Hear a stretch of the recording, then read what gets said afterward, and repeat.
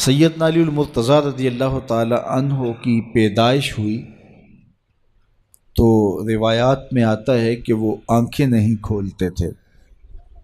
حضور مبارکباد دینے گئے اور اپنے بھائی کو دیکھنے گئے تو ان کی والدہ حضرت فاطمہ بنت اسد رضی اللہ تعالی عنہا نے کہا، بیٹا پیدا تو ہوا ہے لیکن پریشانی یہ ہے کہ آنکھیں نہیں کھولتا۔ تو آقا کریم علیہ السلام نے اپنا لعاب حضرت علی المرتضیٰ کے منہ میں ڈالا تو مولا علی نے آنکھیں کھول لیں۔ گویا سیدنا علی المرتضیٰ رضی اللہ تعالی عنہ نے آنکھیں کھولی تو پہلا جلوہ رخ والضحیٰ کا دیکھا۔ اس رخ نور کو دیکھا، اللہ اکبر، قربان جائیں سیدنا علی المرتضیٰ کی آنکھوں پر، جس کا پہلا نظارہ رخ محبوب تھا، اور پھر بچپنے کی عمر حضور کی قربت میں، حضور کی صحبت میں، حضور کی تربیت میں بسر ہوئی۔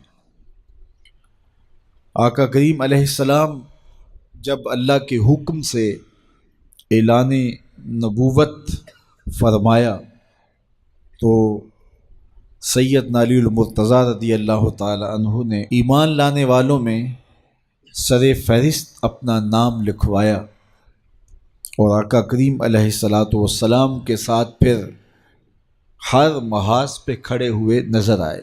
سیدنا علی المرتضیٰ فرماتے ہیں کہ رسول رحمت نبی اکرم صلی اللہ علیہ وآلہ وسلم نے ارشاد فرمایا کہ اے علی، تیری مثال حضرت عیسیٰ کی ہے۔ حضرت عیسیٰ کا ماجرا یہ تھا کہ ان سے دو طرح کے لوگوں کا معاملہ ہوا اور دونوں گمراہ ہوئے۔ ایک وہ جنہوں نے حد سے زیادہ ان سے محبت کی اور اس قدر بڑھا چڑھا دیا کہ انہیں اللہ کا بیٹا قرار دے دیا، اور دوسرے یہودی تھے جو اس قدر بغض رکھا سیدنا عیسیٰ علیہ السلام سے کہ ان کے قتل کے درپے ہوئے، ان کی ماں پہ تہمت لگائی۔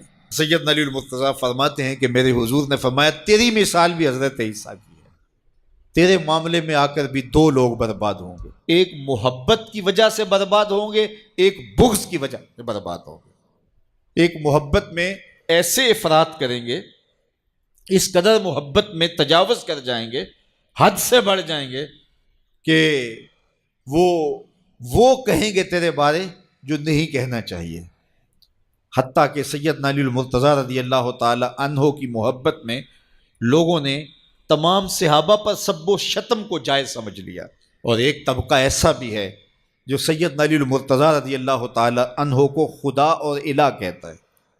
یہ نصیری سیدنا علی المرتضیٰ رضی اللہ تعالی عنہ کو الہ کہتے ہیں، علی اللہ کا نعرہ لگاتے ہیں۔ ایک طبقہ محبت میں تجاوز کر کے اس قدر جو ہے وہ سیدنا علی المرتضیٰ کے بارے میں اعتقاد قائم کرتا ہے کہ وہ گمراہی کے گڑھے میں جا گرا، اور ایک طبقہ وہ ہوگا جو تیرے ساتھ بغض رکھ کے برباد ہوگا۔ سیدنا علی المرتضیٰ رضی اللہ تعالیٰ عنہ کا نام بھی گوارا نہیں ہوگا۔ سیدنا علی المرتضیٰ کا نام لیا جائے تو طبیعت میں بے چینی اور اضطراب پھیل جائے گا۔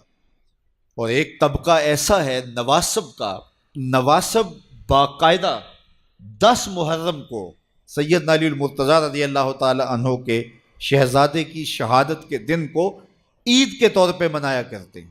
وہ نئے نئے کپڑے پہنتے ہیں، انواع و اقسام کے کھانے کھاتے ہیں، اور ایک دوسرے کو مبارکیں دیتے ہیں اور گلے ملتے ہیں۔ تو نواسب سیدنا علی المرتضیٰ اور خاندان نبوت کے ساتھ بغض رکھنے کی وجہ سے برباد ہوئے، اور جو نصیری اور وہ طبقات جو حضرت سیدنا علی المرتضیٰ کے ساتھ محبت کے ازدیاد میں یہاں تک جا پہنچے کہ انہیں ابن اللہ کہہ دیا، یا ان کی محبت کے اندر جلیل القدر ہستیوں پر تان و تشنیع کے تیر برسائے، تو یہ گمراہی کے گڑھے میں جا گرے۔ تو میں کہتا ہوں انہیں مبارک ہو جو سیدنا علی المرتضیٰ رضی اللہ تعالیٰ عنہ کے ساتھ وہ پیار کرتے ہیں جو شریعت اسلامیہ، شریعت بیضا کا تقاضا ہے، جس سے رسول اللہ کی آنکھیں بھی ٹھنڈی ہوتی ہیں، اصحاب رسول کی آنکھیں بھی ٹھنڈی ہوتی ہیں، اور اہل بیت رسول کے دلوں کو بھی قرار پہنچ۔ اہل بیت نبی کے گھر والے ہیں، اور صحابہ نبی کے در والے ہیں، ہم کہتے ہیں گھر والوں تمہیں بھی ہمارا سلام اور در والوں تمہیں بھی ہمارا سلام۔ لوگوں نے صحابہ کے اندر لڑائیاں پیدا کر رکھی ہیں، لیکن یہ رحماء بینہم کا عملی مظاہرہ تھے، عملی ثبوت تھے، ایک دوسرے کے لیے ان کا پیار، ان کی محبت۔ حضرت علی المرتضیٰ اور حضرت سیدنا صدیق اکبر رضی اللہ تعالیٰ عنہ جا رہے ہیں کہ آگے امام حسن کھیل رہے ہیں، تو حضرت صدیق اکبر رضی اللہ تعالیٰ عنہ امام حسن کو اٹھا کر کے اپنے کندھوں پہ بٹھا لیتے ہیں اور ساتھ بولتے ہیں کہ اے حسن تو حضور کے مشابہ ہے، علی کے مشابہ تو نہیں ہے۔ اور حضرت علی المرتضیٰ رضی اللہ تعالیٰ عنہ تبسم کرتے چلے جا رہے ہیں، مسکراتے چلے جا رہے ہیں۔ ان کی تو محبت اور پیار کی کہانیاں تھیں۔ تو کہ نہ شناسی خفی راز جلی ہوشیار باش، اے گرفتار ابو بکر و علی ہوشیار باش۔ اقبال نے کہا تو خفی اور جلی کو نہیں جانتا، جو باریک جال بچھائے گئے ہیں سازشوں کے، تو ان سے آگاہ نہیں ہے۔ ابو بکر و علی کو آپس میں مقابل کھڑے کرنے والے سوچ اسلام کے خلاف گہری سازش ہے۔ مجھے بتاؤ کہ اگر حضرت سیدنا صدیق اکبر اور دیگر اصحاب کو جو حضور کی تربیت کا جوہر تھے ان کو غلط ثابت کر دیا جائے تو پھر یہ کس پہ حرف آتا ہے؟ حضور کی تربیت پہ حرف نہیں آئے گا؟ یہ سازش تھی اسلام کے خلاف۔ جو یہ بدقسمتی ہے کہ امت ان سے پیار کرنے کی بجائے آپس میں ان کے ناموں پہ الجھ رہی ہو اور یوں گروہوں میں، فرقوں میں تقسیم ہو کے رہ جائے۔ ایک کا پیار دوسرے سے دوری کا سبب بن جائے، یہ کیا ہوا؟ ماں سے پیار کرنے کا یہ مطلب نہیں ہے کہ باپ غلط ہے، اور باپ سے پیار کرنے کا مطلب یہ نہیں ہے کہ ماں سے نفرت کی جائے اور ماں سے دور ہٹ جایا جائے۔ ان کے اپنے اپنے فرائض ہیں، اپنے اپنے منصب ہیں۔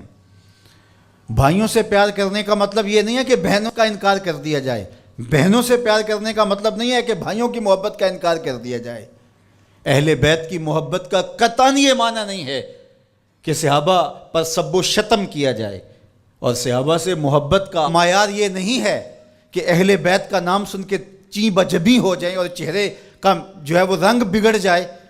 ہم صحابہ کو بھی مانتے ہیں، اہل بیت کو بھی مانتے، اس لیے کہ یہ دونوں مشکات نبوت سے پھوٹنے والی کرنیں ہیں، یہ حضور علیہ السلام کے فیضان کا عکس ہیں، اور صحابہ میں اور اہل بیت میں آپس میں منافات نہیں تھی۔ تو یہ تو رحماء بینہم کا عملی ثبوت تھے، عملی روپ تھے، لیکن ہم ان کے اندر منافات کھڑی کر دی اور ان کو دو الگ خانوں میں بانٹ دیا۔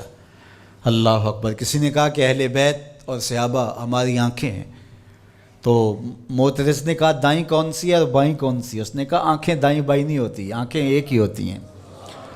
تو ان کی محبت ہمارا ایمان ہے، کیونکہ محبتوں کا مرکز ذات رسالت مآب صلی اللہ علیہ وسلم ہے۔ پھر وہاں سے جس کو بھی حضور سے تعلق ہوگا وہ محبت اس سے پیدا ہو جائے گی۔ یار محبوب تو محبوب رہا، اللہ نے ان گھوڑوں کی قسمیں کی ہیں جو محبوب کے غلاموں سے جڑ گئے۔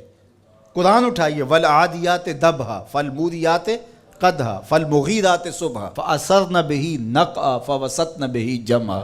محبوب تیری ہی نہیں، تیرے غلاموں کی نہیں، تیرے غلاموں کے گھوڑوں کے پاؤں سے لگی ہوئی کھریوں کے ٹکرانے سے، پتھروں سے جو شرارے نکلتے ہیں، میں خدا ان شراروں کی بھی قسم کرتا ہوں۔